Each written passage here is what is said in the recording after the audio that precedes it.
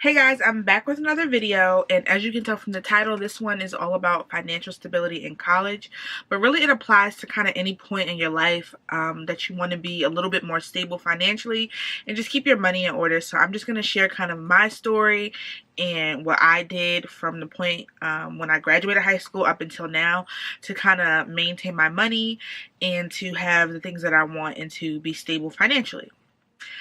This blanket here is from, well, actually I made it, but all of these like little squares are from t-shirts, just little patches and things from my first university, which was Kennesaw State University. I don't go there anymore because I transferred, but I just thought I should, throw it up there because it kind of fits the theme of financial stability in college. These shirts were free, by the way, so great way to save is getting free stuff. So yeah, let's jump right into it. When I graduated high school, much like a lot of people, I got a lot of cards and gifts, checks, monetary gifts, and at the time, I didn't have a bank account that I could control. Now, a lot of people work in high school, so they already have their own bank account and things like that, but I wasn't one of those people. I didn't actually get my first job until I was maybe a sophomore or junior in college. Sophomore. Yeah, until I was like a sophomore in college or something like that. So I wasn't one of those people who already had a job and had an account. So when I graduated, I had to open up an account.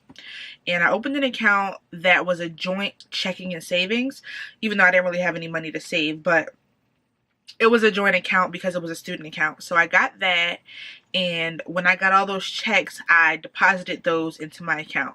And I kind of had a lot of that money laying around for most of the summer because I didn't do a whole lot of stuff, but whenever I needed money, it was in my account. And then I had a little bit of money in my savings account because my grandparents would kind of send me money to help me out and help with a lot of my expenses while I was in Georgia. My grandparents took care of that. So I was pretty fortunate in that aspect that I didn't have to work, in the first couple years of college. So let's fast forward to when I did work. And just, I guess, disclaimer or just a little note, just to kind of get that independence a little bit earlier, I definitely recommend getting a job younger. But I still appreciate my experience and being able to focus on school and just on myself and having fun as opposed to having to work. So when I think I was a freshman.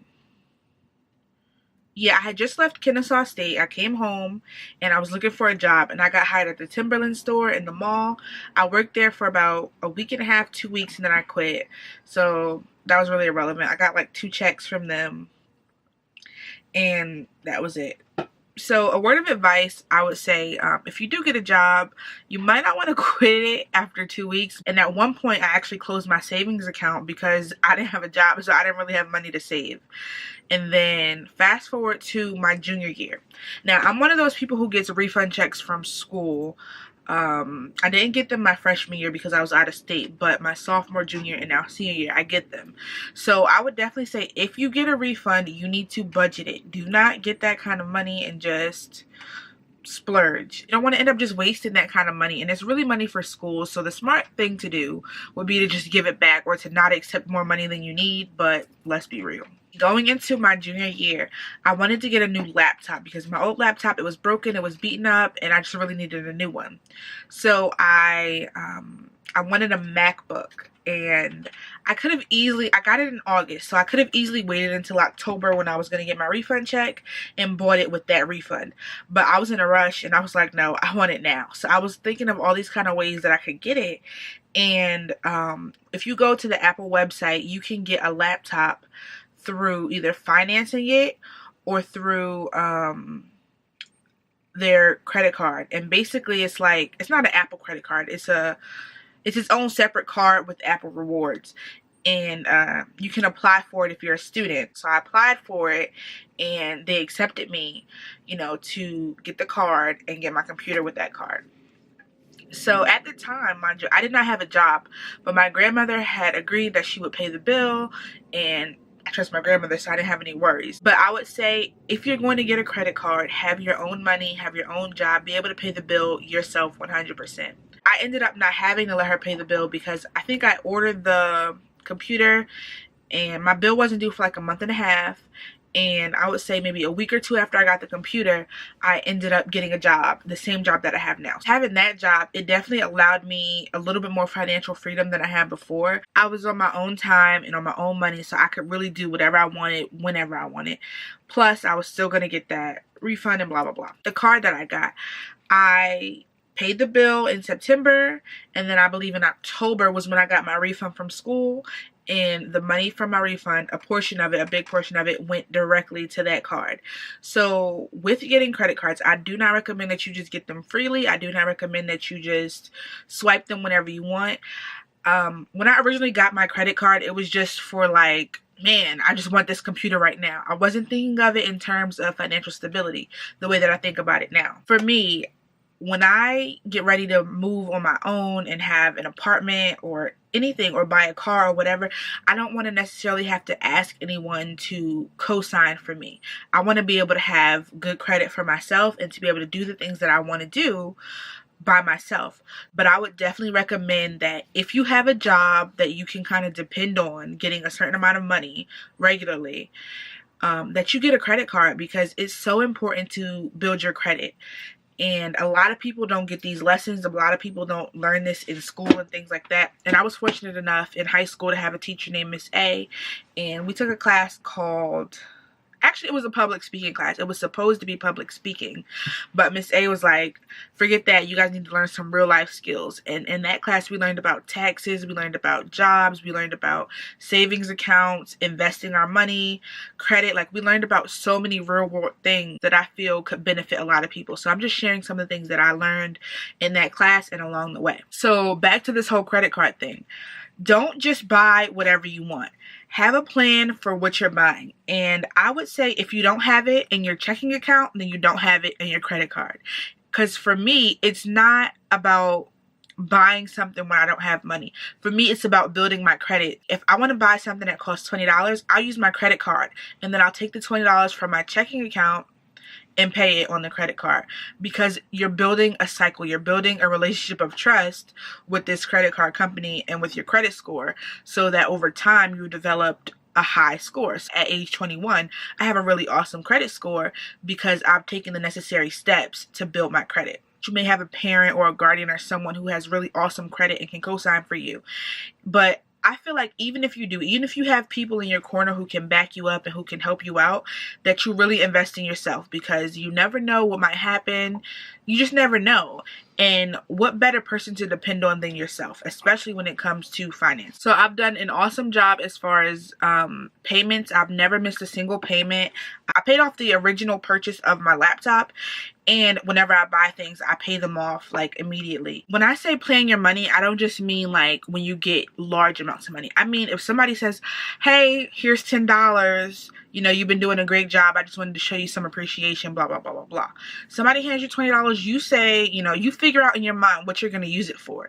Like, in my mind, I don't believe in extra money. Like, there is no such thing to me as extra money that you just have, you know, for whatever. To me, it's like, okay, I got this money, what can I use it for? What do I need to use it for?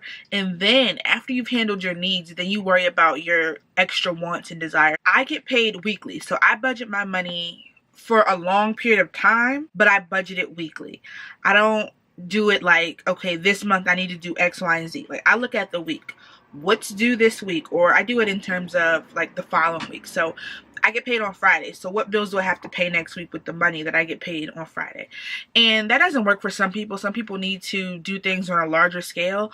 But I like to see the big picture, but work on the small stuff. So I've budgeted, like I said, from January until April on a week-to-week basis. So I already know before Friday even comes what I'm going to spend that money on. I know when it's going into this bill or for this card or into my savings account. Like, I know exactly how much money is going to every single place, whether it be for church or for this or for that. I always make sure that I have this minimum amount left over after whatever bills I have due in that week. So let's say all of my bills and stuff comes up and they add up to more than what would leave me with the $75. Let's say it's $75. If I need to have $75 at minimum left to eat for a week, or to just have free money, let's say, and my bills go beyond that 75, I'll budget them into other weeks, so that no matter what, every week I still have that 75 or whatever the minimum is for you, so that I still have that minimum left over at the end of the week. If I'm gonna go out to eat with my friends and it wasn't planned, like we didn't plan this like weeks in advance to where it's in my budget, we just decide, oh, let's go out to eat, it better fit inside this $75, you know what I mean? Like, I leave a bracket open for whatever may come up in that week, as far as like food, gas, blah blah blah, and then I go to my savings or to my credit cards when necessary. But again, I don't like to use my credit card